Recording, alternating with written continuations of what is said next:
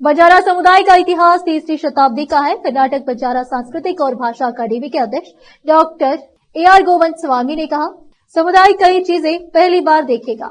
उन्होंने शहर के कर्नाटक साहित्य संघ सांस्कृतिक भवन में बंजारा सांस्कृतिक एवं भाषा अकादमी बेंगलुरु और कर्नाटक साहित्य संघ के संयुक्त आश्रय में आयोजित बंजारा पारंपरिक नृत्य प्रशिक्षण शिविर के उद्घाटन के अवसर पर यह बात कही। उन्होंने कहा कि बंजारा समुदाय ने सड़क बनाई, सुरपना बनाया और भगवान कृष्ण के लिए बांसुरी बनाई, नृत्य संस्कृति की शुरुआत की और इस तरह समुदाय कई पहली घटनाओं का गवाह बना।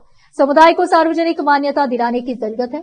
बंजारा नृत्य को केवल सरकारी कार्यक्रमों तक ही सीमित नहीं रहना चाहिए, बल्कि इसे वैश्विक पहचान मिलनी चाहिए। उन्होंने शिविर का लाभ उठाने का आह्वान करते हुए कहा कि यह बहुत समृद्ध संस्कृति वाली नृत्य शैली है। कर्नाटक साहित्य संघ के अध्यक्ष प्रोफेसर जगन्नाथ हेब्बाड़ी ने कहा कि कला, साहित्य व संस्कृति को बचाने में बंजारा समाज की भूमिका अहम है।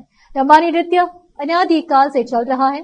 यह सराहनीय है कि गोविंद स्वामी ने बंजारा भाषा शब्दकोश प्रकाशित करने का मुद्दा अपने एजेंडे में रखा है।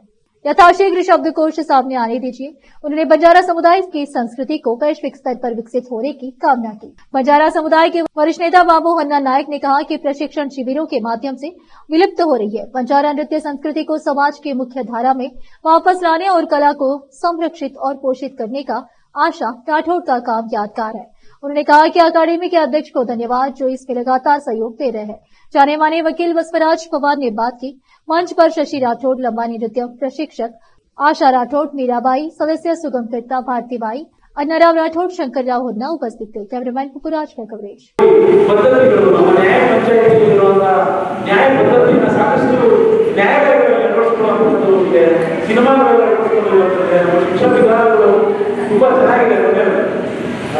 ತಿಂಗಳ ಕಾರ್ಯಕ್ರಮಕ್ಕೆ ಹಬ್ಬ ನಾಟಕಗಳಿದೆ ಬದಲಾವಣೆಯ ಸಂಪಾದಕರಾದ ಭಟ್ರು ಅವರು ಅದೇ ಹೇಳಿದರು, ನಿಮ್ಮ ನ್ಯಾಯ ಪದ್ಧತಿ ಇದೆಯಲ್ಲ ಅದನ್ನ ಇಂದಿನ ನ್ಯಾಯ ಪದ್ಧತಿಗಳು ಸುಮಧುರವಾಗಿದೆ. ಪೂಜಾ ವಿಧಿಗಳು, ಆಚರಣೆಗಳು ಈ ಮದುವೆ 3 ತಿಂಗಳು ಮಾಡ್ತೀವಿ. ಯಾಕೆಂದ್ರೆ ವಲಸೆ ದಿನಾಂಕ ನಾವು ಮದುವೆ ಮಾಡಿಕೊಟ್ಟಾಗ ಬೇರೆ ಯಾವುದೋ ದೇಶಕ್ಕೆ ರಾಜ್ಯಕ್ಕೆ ವಲಸೆ ಹೋದ್ರೆ ಆ ಮಗಳು ಯಾವತ್ತೂ ಸಿಗೋದಿಲ್ಲ ಅನ್ನೋ ಕಾರಣಕ್ಕೆ ವಿದಾಯ ಆ ಮದುವೆಯ ಮಾತುಕತೆಯಿಂದ ಒಂದು ಖುಷಿ, ಸಂತೋಷ, ಅಳೋದು, ದುಃಖ ಪಡೋದು, ಹೀಗಾಗಿ 3 ದಿವಸ ನಡೆಯುತ್ತಿದ್ದ ಸಂಪ್ರದಾಯ. ಸರಿ, ವಲಸೆ ಹೋದ್ರೆ ನಮ್ಗೆ ಆ ಕಾಲ ಜ್ಞಾನಿ ಸೇವಾಲಾಭನೆ ಅಂದ್ರೆ ಈಗ ವಲಸೆ ಹೋದಂತ ಹೆಣ್ಣು ಮಕ್ಕಳು ಸಂಬಂಧಿಕರು ಮತ್ತೆ ಸೇರೋದಿಲ್ಲ. ನಮ್ಮ ಮಹಿಳೆಯರಲ್ಲಿ ಜಾಗೃತಿಯನ್ನು ಉಂಟು ಮಾಡಿ ಅವರನ್ನು ಸಂಘಟನೆ ಮಾಡ್ತಾ ಇದ್ದಾರೆ. ಅವರಿಗೆ ನಾವು ಈ ಸಮಾರಂಭದಲ್ಲಿ ಅಭಿನಂದನೆಗಳನ್ನು ಸಲ್ಲಿಸಬೇಕಾಗ್ತದೆ. ಬಂಜಾರ ಸಮಾಜದ ಪ್ರಮುಖ ಹಿತೈಷಿಯಾಗಿರುವಂತಹ ಗೋವಿಂದ ಸ್ವಾಮಿಯವರು ಇವತ್ತು ನಾವು ಸುಮಾರು 30 ವರ್ಷದಿಂದ ಗೋವಿಂದ ಸ್ವಾಮಿಯವರು ಬಹಳ ಸಣ್ಣವರು ವಿದ್ಯಾರ್ಥಿ ಜೀವನದಿಂದ ಅವರು ನಮ್ಮ ಒಡನಾಡಿಗೆ. ಯಾಕಂತಂದ್ರೆ ಅವರು ಈಗ ತಾನೇ ಹೇಳಿದಂತೆ ನಮ್ಮ ಬಸವರಾಜ ಪವಾರ್ ಅವರು, ನಮ್ಮ ಸುಮಾರು ರಾಠೋಡ್ ಅವರು, ಅವರಿಗೆಲ್ಲ ಒಂದು ಟೀಮ್ ತಗೊಂಡು ವಿದ್ಯಾರ್ಥಿ ಸಂಘಟನೆಯಲ್ಲಿ ಅವರು ಭಾಗವಹಿಸಿ ಈ ಸಮಾಜದ ಯುವಕರಲ್ಲಿ ಜಾಗೃತಿಯನ್ನು ಮೂಡಿಸುವಂತಹ ಏಕೈಕ ವ್ಯಕ್ತಿ ಡಾಕ್ಟರ್ ಗೋವಿಂದ ಸ್ವಾಮಿ ಅವರ ತಪ್ಪೇನಿಲ್ಲ. ಯಾಕಂದ್ರೆ ಮುಂಕುಳಿಯಲ್ಲಿ ಒಂದು ಕೆಲಸ ನಡೆದಿದೆ.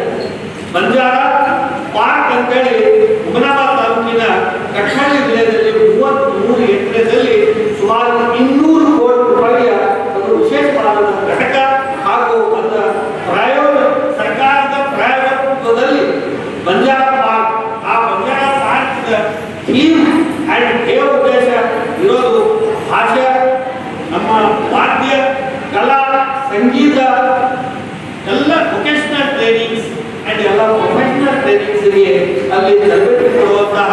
ಯಾಕಂದ್ರೆ ಇಲ್ಲಿ ನಾವು ನೆರೆ ರಾಜ್ಯಗಳಾದ ಸುಮಾರು 4 ರಾಜ್ಯಕ್ಕೆ ಬೀದರ್ ಜಿಲ್ಲೆ ಕನೆಕ್ಟ್ ಆಗುತ್ತೆ.